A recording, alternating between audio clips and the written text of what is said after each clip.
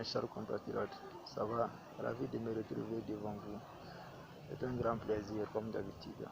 C'est la légalité, la citoyenneté et le travail. Vous êtes meilleurs, nous sommes unis. Et aujourd'hui, je tiens à intervenir comment forger la paix, comment faire en sorte d'avoir une paix durable, comment faire de la démocratie synonyme de paix. La paix est un acte, un comportement, un acte à poser. Donc, en ce sens que comment on appelle, avant d'appeler, inviter le Conseil de sécurité à déployer la résolution, etc., à déployer des missions de maintien de la paix, encore le mieux ce serait de poser des actes pour éviter la guerre. Alors, comment pour éviter la guerre dans un pays? Éviter la guerre interne dans un État. Le mieux, ce serait quand même d'empêcher que déjà dans un État, de poser des actes de paix. Donc, c'est la volonté d'abord. Il faut que dans un État qu'il y ait la volonté d'aller vers la paix, la volonté d'aller vers une paix durable.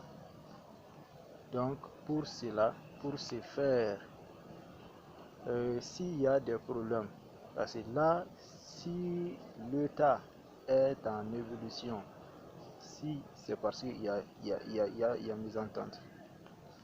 Donc, s'il y a mésentente, cela veut dire qu'il y a un problème. Alors, donc, pour pallier à cela, les uns et les autres doivent d'abord s'écouter, échanger, dialoguer, poser des actes dans ce sens-là.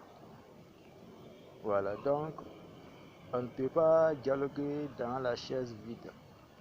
Donc, trouver le sujet à dialoguer. Trouver des sujets à dialoguer. Donc, c'est dans cela qu'on peut forger la paix. Voilà, donc cela est mieux quand même que de jouer aux sapeurs-pompiers après le feu. Donc, le mieux vraiment, ce serait d'éviter. Voilà, donc, le comment d'éviter, ce serait de s'asseoir et dialoguer. C'est plus important. Voilà, donc cela va dans le sens de poser des actions d'institutionnalisation, des réformes institutionnelles qu'il faut mener. Donc, ces réformes institutionnelles vraiment qui permettront vraiment aux uns et aux autres vraiment de se retrouver. Donc, les problèmes, les préoccupations des uns et des autres vraiment seront résolus. Donc, cela va obligatoirement par le dialogue. Voilà, pour venir à bout vraiment de ces réformes institutionnelles-là. Parce que tant que les préoccupations ne sont pas prises en compte, rassurez-vous, tôt ou tard, vraiment, c'est toujours vraiment le même scénario. Donc, raison pour laquelle vraiment la volonté est une nécessité et la volonté des uns et des autres est une obligation pour aller vers la paix. Voilà, donc qui veut faire la démocratie une paix durable a la nécessité et l'obligation vraiment de faire des réformes institutionnelles, donc qui prendront en compte vraiment toute la volonté commune. Voilà, que tous les citoyens vraiment s'y retrouveront.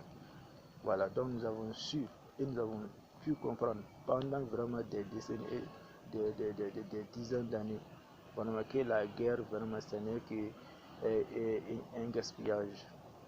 Voilà, la faillite, effectivement, la faillite de l'État.